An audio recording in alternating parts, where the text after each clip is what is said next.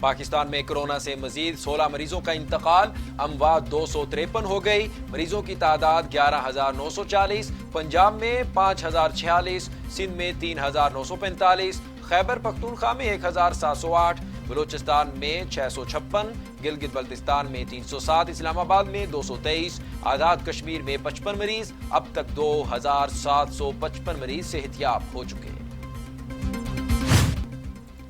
خیبر پختونخوا میں پہلا doctor corona کے خلاف زندگی کی باسی ہار گیا۔ ڈاکٹر جاوید حیات آباد میڈیکل کمپلیکس میں زیر علاج تھے۔ ان میں چند ہفتے پہلے کورونا وائرس کی تشخیص ہوئی تھی اور وہ وینٹیلیٹر پر رکھا گیا تھا انہیں۔ وزیر اعظم عمران خان کہتے ہیں ڈاکٹرز کی رضاکارانہ رجسٹریشن کے لیے یاران وطن کے نام سے پلیٹ فارم بنا دیا۔ یاران وطن سے بیرون ملک مقیم ڈاکٹرز بھی خدمات سر انجام دے سکتے ہیں۔ وزیر اعظم عمران خان کہتے ہیں دنیا بھر میں پاکستانی ہیلتھ پروفیشنلز کورونا کے خلاف جنگ میں فرنٹ لائن پر ہیں۔ پاکستانی ڈاکٹرز کورونا کے خلاف جنگ میں حکومت کی بھی مدد کرنا چاہتے ہیں۔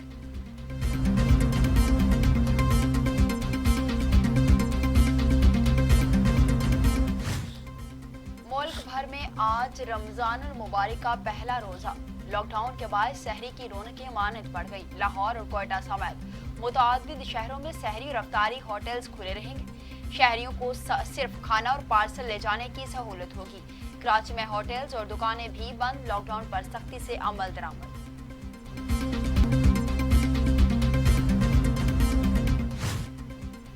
رمضان المبارک سندھ میں کاروبار پیر سے جمعرات صبح 9 سے سپہر 3 بجے تک ہوگا۔ اشیاء ضروریہ کی دکانیں صبح 8 سے شام 5 بجے تک کھلیں گی۔ لاک ڈاؤن شام 5 بجے کے بعد ہوگا۔ وزیر اعلیٰ مراد علی شاہ کہتے ہیں احترام رمضان آرڈیننس جاری رہے گا۔ سندھ کی مساجد میں نماز تراویح کے اجتماعات پر پابندی، مساجد میں صرف 3 سے 5 افراد نماز تراویح ادا کر سکیں گے۔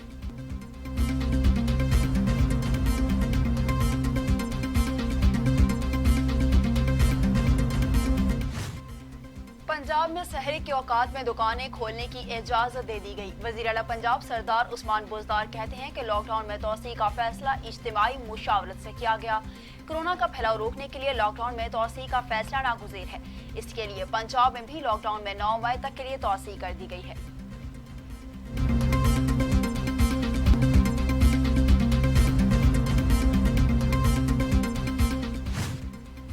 بلوچستان حکومت نے صوبے بھر میں دکانوں کا 2 ماہ کا کرایہ وصول کرنے پر پابندی عائد کر دی۔ 24 مارچ سے 24 مئی تک کرایہ وصول نہیں کیا جائے گا۔ کرایہ مانگنے یا دکان خالی کرانے والے جائیداد مالک کے خلاف کارروائی عمل میں لائی جائے گی۔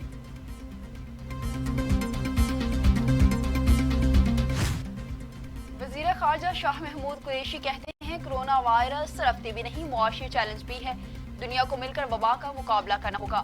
مشکل کی گھڑی میں بیرون ملک پاکستانیوں نے بھرپور ساتھ دیا ہے۔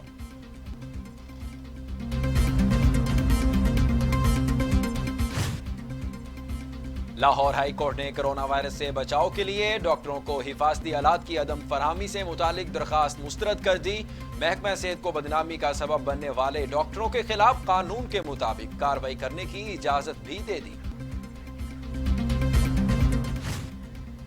کورونا بے قابو، دنیا ہوئی بے بس، ہلاکتیں 1,97,000 ہو چکی، 28,30,000 مریض۔ امریکہ میں 50,000، اٹلی میں 25,000، اسپین میں 22,525، فرانس میں 22,245، جرمنی میں 5,760، برطانیہ میں 19,506 اموات ہوئی۔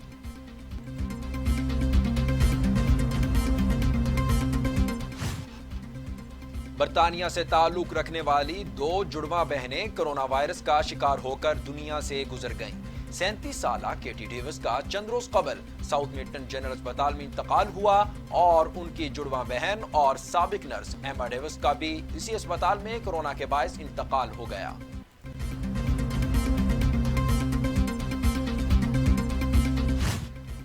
ماہ مقدس شروع ہوتے ہی منافع خوروں نے چھریاں تیز کر لی۔ اشیاء ضروریہ کی قیمتوں میں ہوشربا اضافہ ہو گیا۔ دالیں 50 سے 120 روپے، آٹا 20، گھی 60 روپے کلو تک مہنگا ہو گیا۔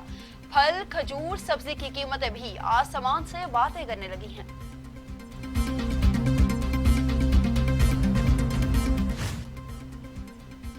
لاہور سے پی آئی اے کی خصوصی پرواز 300 سے زائد مسافروں کو لے کر ملکی تاریخ میں پہلی بار ملبرن کے لیے روانہ ہو گئی۔ خصوصی پرواز لاہور کے علامہ اقبال انٹرنیشنل ایئرپورٹ سے 300 سے زائد مسافروں کو لے کر آسٹریلیا کے لیے روانہ ہوئی، جبکہ آسٹریلیا سے ایک خصوصی پرواز مسافروں کو لے کر 26 اپریل کو واپس لاہور پہنچے گی۔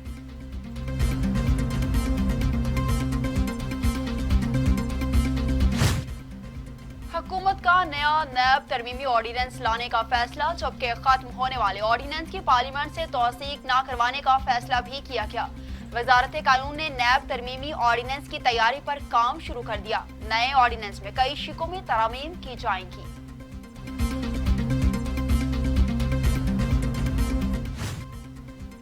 آٹا چینی اسکینڈل انکوائری کمیشن کی آڈٹ رپورٹ تاخیر کا شکار ہو گئی۔ ڈی جی ایف آئی اے کو حتمی رپورٹ جمع کرانے کے لیے 2 ہفتے کی مہلت دے دی۔ ایف آئی اے کی فورنزک آڈٹ ٹیم میں 2 افسران کا اضافہ کر دیا گیا۔ انسداد منشیات عدالت نے منشیات برآمدگی کیس میں رانا ثناءاللہ کی حاضری سے استثناء کی درخواست منظور کر لی۔ عدالت نے آئندہ سماعت پر وکلا کو طلب کرتے ہوئے سماعت 6 جون تک ملتوی کی ہے۔ حکومت نے central directorate of national savings کی تمام بچت اسکیموں اور اکاؤنٹس پر شرح منافع کم کر دیا۔ رقم جمع کروانے اور سرمایہ کاری کرنے پر نئی قیمتوں کا اطلاق ہوگا۔ سیونگز اکاؤنٹ سرٹیفکیٹ پر بھی ریٹ آف ریٹرن 1.6% کمی کے ساتھ 8.60% کے بجائے 7% ہو گیا۔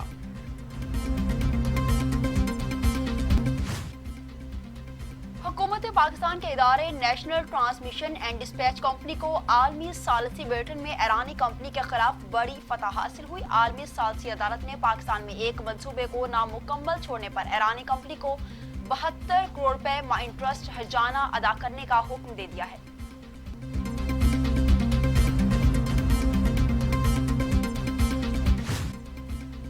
بے روزگار ایم اے پاس خاتون کی وہاڑی کی غلہ منڈی میں جھاڑو دینے کی تصویر وائرل ہونے پر وزیر اعلیٰ نے نوٹس لے لیا۔ عثمان بزدار کی ہدایت پر خاتون کو جونیئر کلرک کی نوکری فراہم کر دی گئی۔ ملک بھر کی عدالتوں میں ایک سال کے دوران 884 افراد کو سزائے موت سنائی گئی۔ 1,45,086 کیسز کا فیصلہ سنایا گیا، جس میں 12,075 قتل اور 23,072 منشیات کے مقدمات تھے۔ خانیوال میں موٹر وے پر ٹرک اور ایمبولینس میں تصادم سے 4 افراد جاں بحق اور 3 افراد شدید زخمی ہو گئے۔ ریسکیو حکام کے مطابق حادثہ تیز رفتاری کے باعث پیش آیا۔ لاشوں اور زخمیوں کو سول اسپتال منتقل کر دیا گیا۔ تمام افراد کا تعلق ایک ہی خاندان سے ہے۔ پاک بحریہ کا شمالی بحریہ اب میں اینٹی شپ میزائل فائرنگ کا کامیاب مظاہرہ۔ ترجمان پاک بحریہ کے مطابق chief of the naval staff admiral Zafar Mahmood Abbasi نے میزائل فائرنگ کا مشاہدہ کیا۔ امریکہ نے کورونا سے نمٹنے کے لیے ایک اور بڑے ریلیف پیکج کی منظوری دے دی۔ صدر ٹرمپ نے $484 ارب کے پیکج پر دستخط کر دیے۔ اس رقم سے اسپتالوں اور چھوٹے کاروباری اداروں کی مدد کی جائے گی۔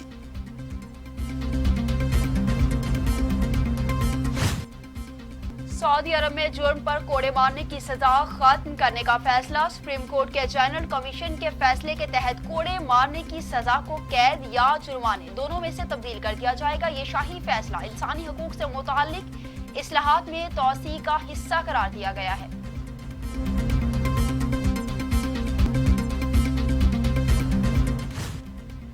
سعودی عرب کی قیادت میں قائم عرب اتحاد نے 1 ماہ کے لیے یمن میں مکمل جنگ بندی میں توسیع کر دی۔ اتحاد کے ترجمان کرنل ترکی المالکی کہتے ہیں یمن میں مکمل اور پائیدار جنگ بندی کا معاہدہ چاہتے ہیں۔